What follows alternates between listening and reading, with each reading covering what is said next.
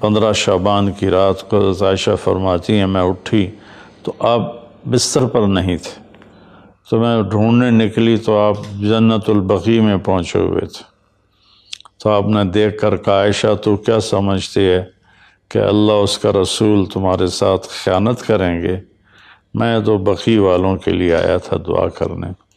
پھر آپ نے فرمایا آج کی رات وہ رات ہے جس میں اللہ تبارک و تعالی بنو کلب ایک قبیلہ ہے جن کے پاس بھیڑ بکریاں بہت زیادہ تھیں، کہا عائشہ جتنی بنو کلب کی بھیڑ بکریوں کے جسم پر بال ہیں ان بالوں کی تعداد کے برابر اللہ تعالیٰ اپنے بندوں کو مغفرت فرماتا ہے، جہنم سے خلاصی فرماتا ہے۔ اس پر شب برات اور شب مغفرت علماء نے اس کا نام رکھا، میرے نبی کی زبان سے یہ نام نہیں نکلا۔ تو اس کی یہ فضیلت ہے کہ اس میں اللہ تعالیٰ کی طرف سے بخشش کا نزول ہوتا ہے۔ باقی یہ جو کہتے ہیں کہ اس میں فرشتہ اترتا ہے اور سارے سال کا بجٹ بتاتا ہے اور سارے سال کے واقعات، یہ کسی حدیث میں میری نظر سے نہیں گزرا۔ سورہ دخان میں فیہا یفرق کل امر حکیم کا جو آیت آتی ہے تو اس سے پہلے کی آیت شب برات کی نفی کرتی ہے، انا انزلناہ فی لیلۃ مبارکۃ، کہ ہم نے اس سے مبارک رات میں اتارا قرآن پاک۔ تو قرآن پاک تو لیلۃ القدر میں اترا ہے، تو اگر کوئی کسی قسم کے اعلانات ہوتے ہیں تو پھر شب قدر میں ہوتے ہیں، اس رات میں نہیں ہوتے۔ دوسرا یہ ہے کہ اس کے روزے اور بندگی کے بارے میں، شب قدر کی اللہ کے واسطے میری بات دھیان سے سنو، اللہ کی قسم کوئی خاص عبادت میرے نبی نے نہیں بتائی، لیلۃ القدر کی کوئی خاص عبادت میرے نبی نے نہیں فرمائی۔ حضرت عائشہ رضی اللہ عنہ نے پوچھا یا رسول اللہ اگر مجھے لیلۃ القدر نصیب ہو تو میں کیا کروں؟ کہا یہ دعا پڑھو، اللہم انک عفو تحب العفو فاعف عنی، اللہ تو معاف کرنے والا ہے، معافی کو پسند فرماتا ہے، مجھے معاف فرما۔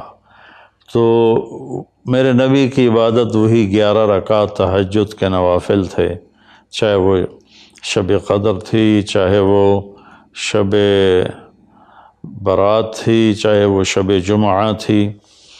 تو اب اس کے نام پر لوگوں نے کیا کیا خرافہ، چونکہ ہم قرآن اور حدیث سے نہیں جڑے، کتابیں لکھی ہوئی ہیں، کس نے لکھی، اس کی سند کیا ہے، اس کی تمیز ہی کوئی نہیں ہے، تو وہ پھر بہت ہی زیادہ 4 رکعت پڑھو، پہلی رکعت میں یہ پڑھو، دوسری میں یہ پڑھو، تیسری میں یہ، چوتھی میں یہ سب بدعات ہیں، ان کا کوئی تعلق نہیں میرے نبی کے کسی بھی فرمان سے۔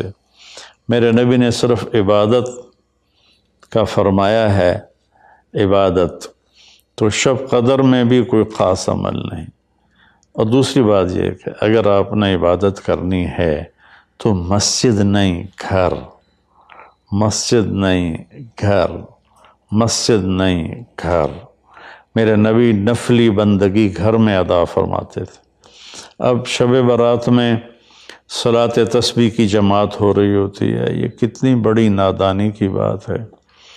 نفلوں کی تو جماعت ہی نہیں ہوتی، تو یہ صلاۃ تسبیح کی جماعت کروا رہے ہوتے ہیں۔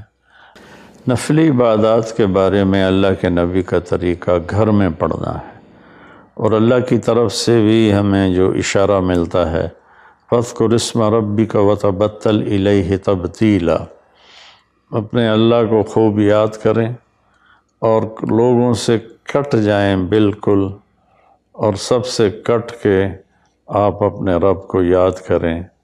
وَمِنَ اللَّيْلِ فَتَهَجَّدْ بِهِ نَافِلَةً لَكَ عَسَىٰ أَن يَبْعَثَكَ رَبُّكَ مَقَامًا مَحْمُودًا فَإِذَا فَرَغْتَ فَانْصَبْ وَإِلَىٰ رَبِّكَ فَارْغَب ان ساری آیات کا خلاصہ یہ بنتا ہے کہ نفلی عبادات سنتیں بھی ہوں گھر میں پڑھو، اور خاص طور پر جو ایسی راتوں کی عبادت ہوتی ہے، مسجدوں میں اکٹھے ہونا اور اس رات میں جھنڈیاں لگانا، پھر آتش بازی کرنا، یہ آتش بازی تو بالکل ہی اسراف ہے اور خرافات ہے۔